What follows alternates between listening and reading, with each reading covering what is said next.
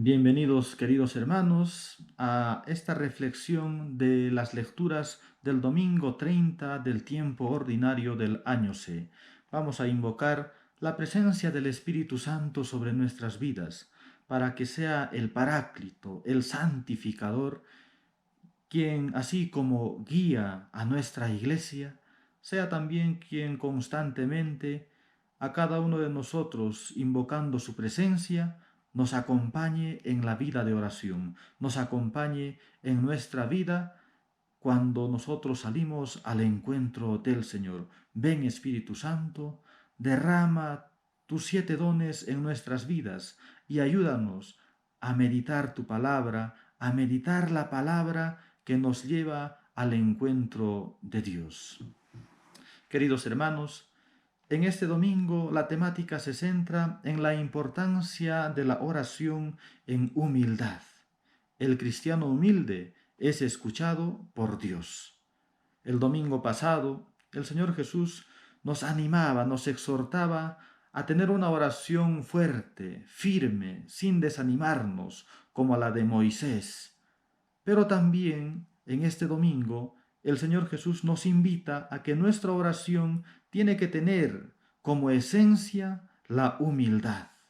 En la primera lectura del libro del Sirácidas, Dios mira el corazón del hombre que reza, del que celebra en su corazón el encuentro con Dios. Y allí tiene que apuntar nuestra vida de oración, una vida de oración celebrativa, de gozo, de gloria, cuando estamos con Dios en nuestro trato íntimo, en ese trato en que el corazón del hombre se une al corazón de Dios.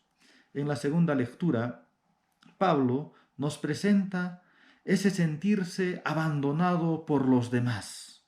Manifiesta que ha peleado la batalla, ese cansancio, esa fatiga de haber dado todo por Cristo y que solamente le queda esperar aquel premio, ese sabor de gloria que le será otorgado por el juez justo, por el juez supremo. Su lucha por el Evangelio le ha costado el abandono de los demás, pero se pone en sintonía con Jesús, porque ya Jesús también sintió este abandono cuando estaba en el huerto de los olivos.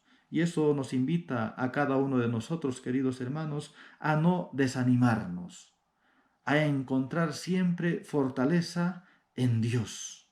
Tenemos que buscar en los momentos de dificultad, en los momentos en los cuales podamos decir, Señor, ya no puedo, que se haga tu voluntad y no la mía.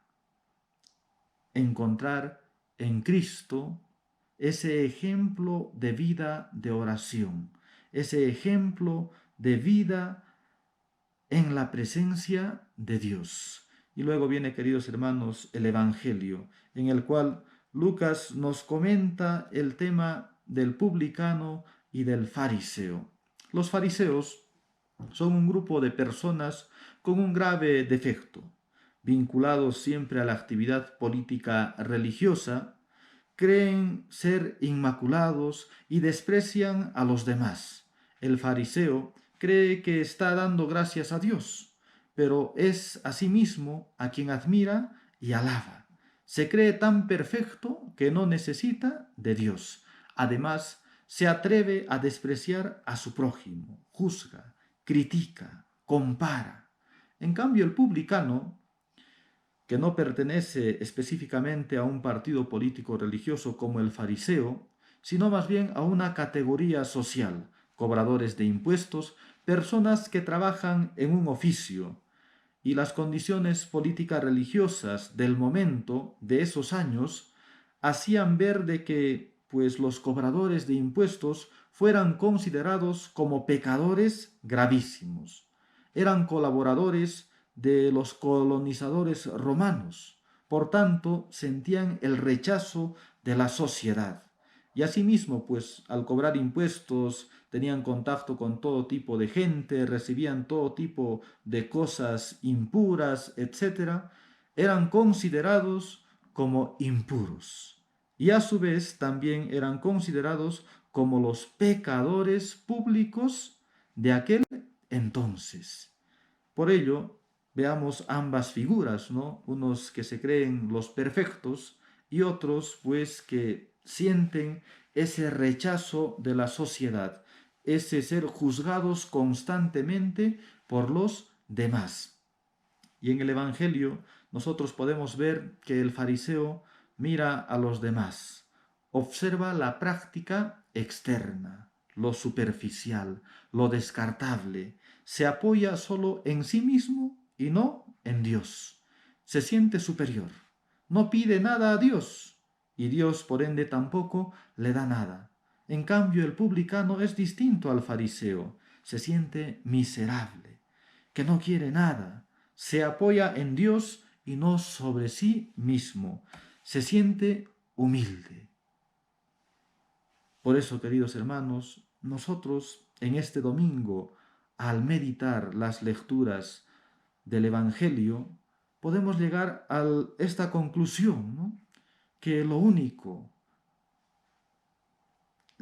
modo, el único requisito para ponernos delante de Dios en su presencia, en la oración y en la vida, es la humildad.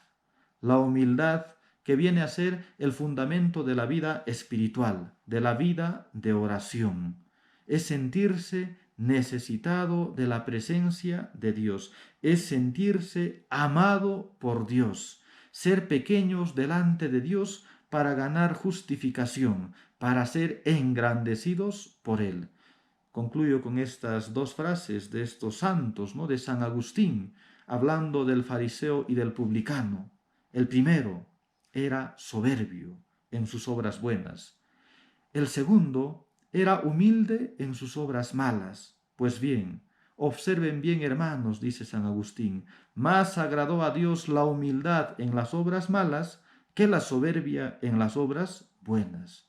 San Antonio de Padua también hace una reflexión sobre este Evangelio y dice, el gran peligro del cristiano es predicar y no practicar, creer pero no vivir de acuerdo a lo que se cree. Las obras buenas tienen que hacerse, pero sin sentirse superior a los demás, no alardear, sino estar con esa postura que caracteriza a los hijos de Dios, hacer todo para ganar la vida eterna. Dios los bendiga, queridos hermanos, y que podamos día a día, escuchando y meditando la palabra de Dios, vivir en plena comunión con Él, estando siempre bajo su presencia. Ave María Purísima.